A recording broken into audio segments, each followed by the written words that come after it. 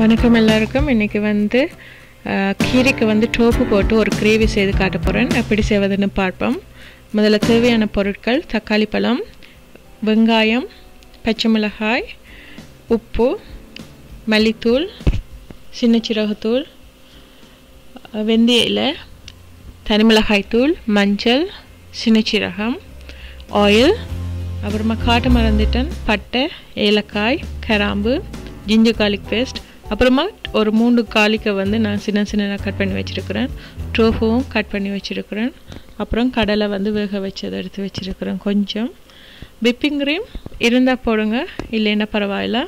இப்போ வந்து எப்படி செய்வதுன்னு பார்ப்போம். இப்போ வந்து சுத்தம் பண்ணி வச்சுருக்கிற கீரையை வந்து நல்லா கொதிக்கிற தண்ணிக்குள்ளே வந்து ஒரு 4 நிமிஷம் போட்டு 4 நிமிஷத்தால் வந்து கீரையை வந்து தண்ணியை வடிகட்டி கீரையை தனியாக எடுத்து கீரைன்ற சூடு வந்து ஆறின உடனே நாங்கள் அரைச்சி நல்ல ஒரு பேஸ்ட்டாக வர அளவுக்கு அரைச்சி எடுத்து வைக்க போகிறோம். புரியும்பா?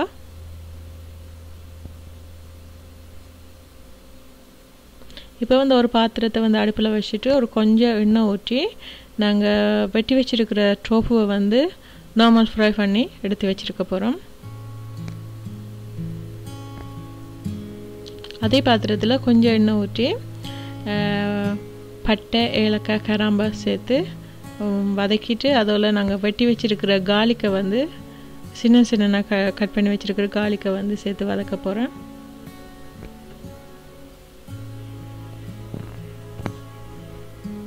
இப்போ வந்து சின்ன சீரகத்தை சேர்த்து வதக்குறேன். இப்போ வந்து வெங்காயம், பச்சை மிளகாயம் சேர்த்து வதக்குறேன். எப்போவும் நீங்கள் வெங்காயம் சேர்க்க கொஞ்சம் உப்பு சேர்த்துக்கோங்க, சீக்கிரமாக வதங்கிடும். இதோட கொஞ்சம் மஞ்சள் தூள், அப்புறமா சின்ன சின்ன கட் பண்ணி வச்சுருக்கிற தக்காளி பழத்தையும் சேர்த்து வதக்குறேன்.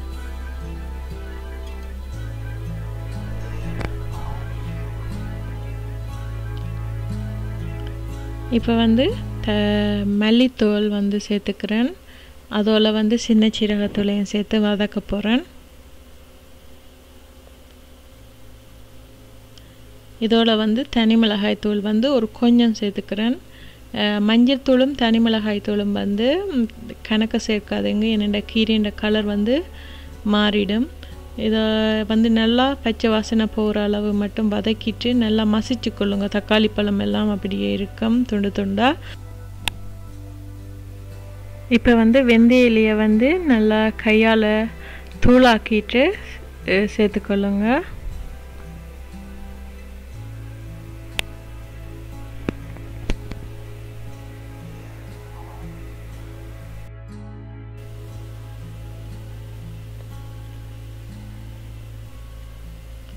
இப்போ வந்து நான் கீரை வந்து சேர்த்துக்க போகிறேன். அரைச்சி வச்சுருக்கிற கீரையை வந்து சேர்த்துட்டு அதில் கொஞ்சம் தண்ணியை சேர்த்து வேக விட போகிறேன்.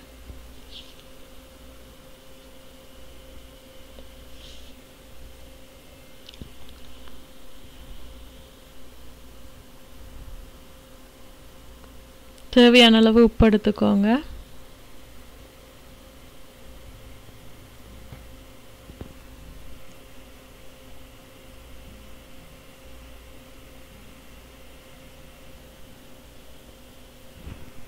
இப்போ நான் வந்து வேக வைத்த கடலையை வந்து சேர்த்துக்க போகிறேன். அதோட வந்து டோஃபுவை வந்து நான் சேர்த்து நல்லா கலந்துட்டு வேக விட போகிறேன். ஒரு 3 நிமிஷம் வேக விட போகிறேன்.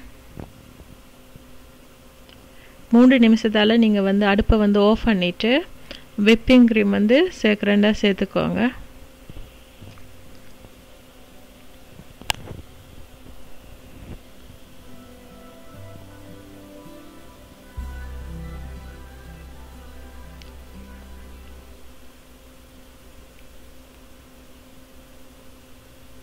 இப்போ வந்து மிகவும் சுவையான சுலபமான முறையில் செய்யக்கூடிய கீரை கிரேவி வந்து ரெடி ஆயிட்டுது. நீங்களும் வீட்டில் மறக்காமல் செய்து பாருங்கள். இது மிகவும் குழந்தைகளுக்கு சத்தான உணவு, பெரியவங்களும் விரும்பி சாப்பிடுவாங்க. செய்து பார்த்துட்டு என்னுடைய பேஜை வந்து மறக்காமல் சப்ஸ்கிரைப் பண்ணுங்கள், கமெண்ட்ஸ் பண்ணுங்கள். நன்றி, வணக்கம்.